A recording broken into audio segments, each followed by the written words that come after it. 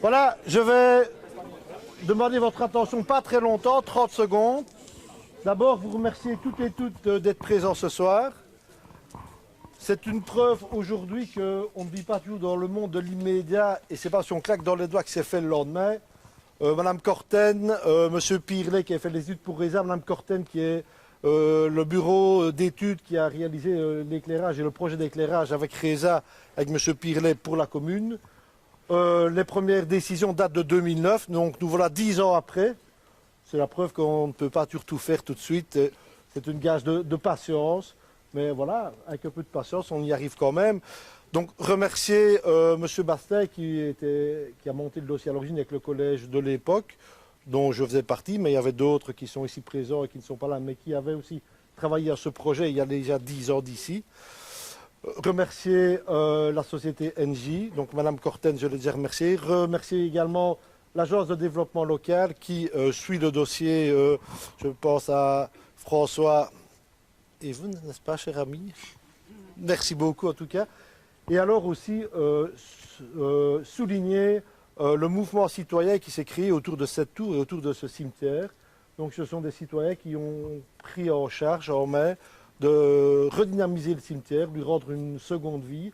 Donc le projet de la tour, l'éclairage, ils se sont aussi investis par rapport au projet d'éclairage. Donc les remercier déjà pour ce soir, le coup de main magnifique que tous les bénévoles ont donné pour réaliser la réception de ce jour. Et le remercier surtout pour la journée déjà d'aujourd'hui, mais aussi la journée de demain qui, j'espère, va drainer du monde sur notre tour Saint-Martin, sur le domaine Saint-Martin. Voilà, bonne soirée à toutes et merci en tout cas pour votre présence ce soir. Merci beaucoup.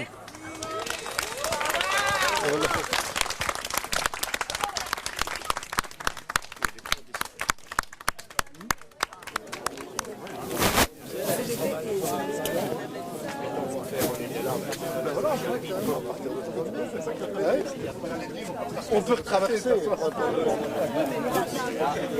Isabelle Corten, bonsoir. Bonsoir. Bienvenue sur Comblain TV. Merci. Alors, cette œuvre, on peut le dire comme ça, c'est vous l'auteur de cet éclairage?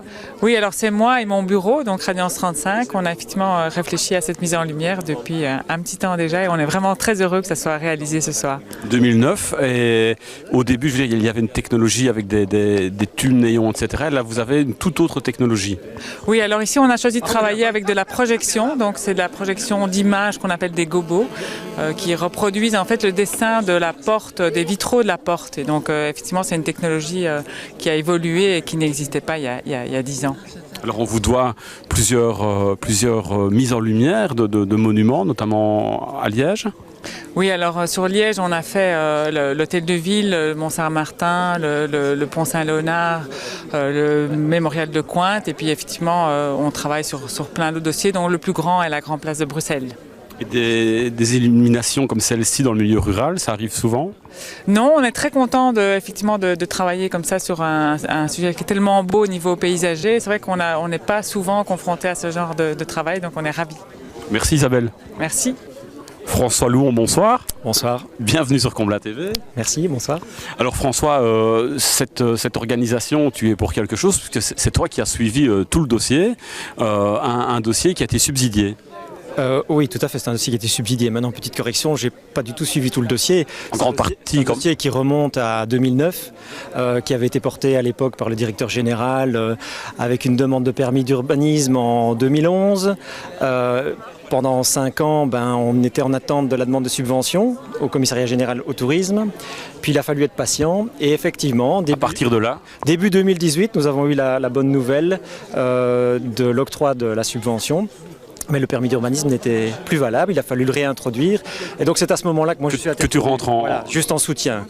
Mais donc mon rôle est ici strictement administratif, c'est-à-dire assurer le suivi de l'octroi de la subvention et gérer le suivi du marché de services et du marché de travaux pour arriver à l'inauguration de ce soir. C'est un subside qui venait du CGT. C'est le commissariat général au tourisme qui subventionne l'ensemble à hauteur de 80%.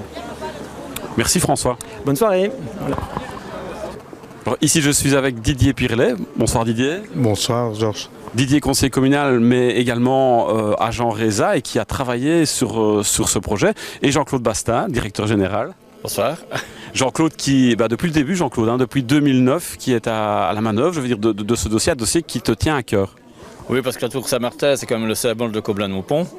Donc il faut vraiment le mettre en valeur et je crois que la population y tient à ce symbole-là. Mais c'est vrai que c'est un dossier qui a duré très très longtemps. Donc il a été introduit en 2009. On a demandé les subventions au commissaire général du tourisme en 2010 et on a eu la presse de subsides en 2018. Donc beaucoup de patience. Mais voilà, On y arrive. On y arrive toujours avec une série d'acteurs qui sont associés. Donc voilà. Et l'esprit villageois aussi, comme le disait le bourgmestre tout à l'heure, avec ce comité de Saint-Martin qui s'est développé. Mais ça c'est très important pour l'avenir du site. Maintenant on met la tour en lumière. Maintenant il faut que ce soit un site qui vive. Et le mot est peut-être un peu étonnant, mais l'objectif c'est d'en faire un cimetière vivant et de nouveau un cimetière cinéraire. Alors Didier, toi au niveau technologie, en 10 ans, quasi 10 ans, tu as vu quand même l'évolution d'une technologie, en 10 années je présume que ça a carrément changé, quoi. Donc en fait toutes les technologies ont vraiment changé. Nous étions partis sur des éclairages Néon, à un moment donné. Qui n'existent plus du tout. Vous voyez, néon, comme tu le dis, qui devait être fixé sur la tour. Les monuments ici ont refusé qu'on se fixe sur le monument. Nous avons dû travailler avec d'autres appareils. Et avec Madame Corten, nous sommes arrivés à une osmose par rapport aux résultats, parce que, comme je le disais il y a 10 minutes à Jean-Claude, quand je vois ce que nous avons sorti électroniquement, le résultat, c'est exactement la même chose qui se produit aujourd'hui à nos yeux. Et je suis très surpris et très agréablement surpris du résultat. Résultat très satisfaisant, donc, et sans fixer, pour la WAP, sans fixer des éléments sur le patrimoine. Oui, voilà, tout à fait. Et qui plus est, les supports qui ont été implantés, même sur le site, quand on y vient de la journée, on ne les aperçoit pas. Ils se fondent dans le paysage, on ne les aperçoit pas. Ils s'intègrent complètement dans ce paysage. Merci à vous deux. Merci. Merci aussi.